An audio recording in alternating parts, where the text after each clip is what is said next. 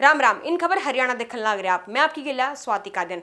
चुनावी मैदान में साल 2019 की तरह इस बार भी जो खिलाड़ी हैं वे उतरने लग रही हैं। बीजेपी की बात करें तो बीजेपी ने जो अपनी पहली लिस्ट जारी करी थी जिसमें 67 जो प्रत्याशी हैं उनके नाम दिए थे, उसमें महमत जो कबड्डी के खिलाड़ी हैं दीपक हुड्डा, उनका नाम शामिल था। हालांकि कांग्रेस में अगर बात करें तो पहलवान विनेश फोगाट तक जुड़ाना तक टिकट दे दिया है। इसके अलावा बात करें पहलवान योगेश्वर दत्त की और महिला बॉक्सर जो है स्वीटी बुरा, उनकी भी दावेदारी ठोकी गई थी उनकी तरफ से, लेकिन पार्टी की तरफ से उन तक टिकट को न मिला। हरियाणा विधानसभा चुनाव के जो आंकड़े हैं खिलाड़ियों के मामले में वो काफी दिलचस्प रहे हैं। खिलाड़ियों खातिर जो है राजनीतिक दंगल बिल्कुल आसान नहीं रहा है। बात करें 1970 की दशक की तो उस टाइम पर चौधरी बीरेंद्र सिंह पहली बार खेल राजनीति में आए थे। चौधरी बीरेंद्र सिंह जो है पहले विधायक बने, फिर सांसद और फिर वह केंद्र में भी मंत्री बनाए गए। बात करें कृष्ण मूर्ति हुड्डा की तो वह भी पूर्व में क्रिकेटर रहे हैं और राजनीति की जो शुरुआत है वह उनके खूब परिवार चढ़ी है, लेकिन धीरे धीरे तक सियासत के दूर होने के चलते उनका जो राजनीति में आने जाने का तरीका था वो विधायक बने, मंत्री बने, लेकिन ईब कांग्रेस की सत्ता तक दूर हो गए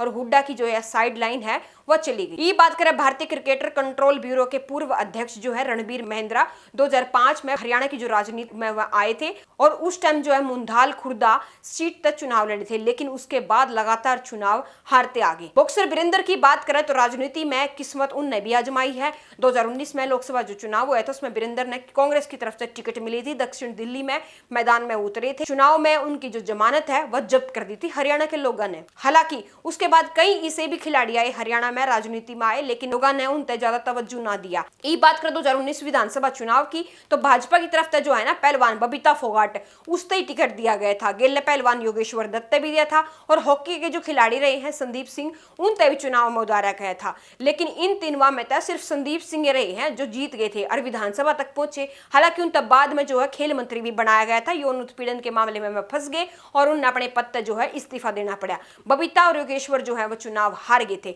इन तीनों खिलाड़ियों की बात करें तो इनने 21 अक्टूबर 2019 ने जो है चुनाव तक कुछ हफ्ते पहले ही बीजेपी शामिल हुए थे।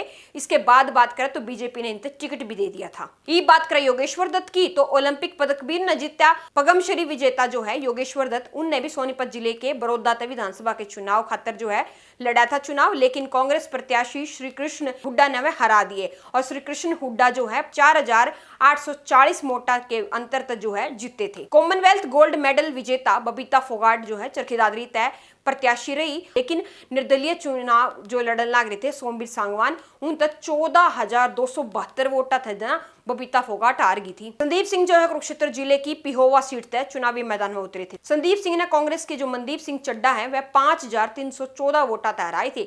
जीत के बाद खट्टर सरकार जब थी, मनोहर सरकार जब थी, वह खेल मंत्री बनाए गए। बाद में संदीप सिंह विवादा में फंस गए थे। ये बात करें विनेश फोगाट की और बजरंग पुनिया की, उनकी जो राजनीति की शुरुआत है वह कैल तो होगी है, क्योंकि विनेश फोगाट ने और बजरंग पुनिया ने कल दिल्ली में कांग्रेस अध्यक्ष मल्लिकार्जुन खड़गे और केसी वेणुगोपाल की अध्यक्षता में कांग्रेस पार्टी ज्वाइन कर ली है और पार्टी ने विनेश फोगाट जो है जुलाना सीट पे चुनाव खातर उतार भी दिया है, उन तक सीट तक टिकट भी दे दिया है। लेकिन ये देखना नहीं होगा बबीता फोगाट जिस हिसाब से बीजेपी की तरफ तारी गई थी मैं तो चुनाव हार गई थी, लेकिन विनेश फोगाट का इस विधानसभा चुनाव में क्या कुछ होगा। आप बने रहो इन खबर हरियाणा के गेल। राम।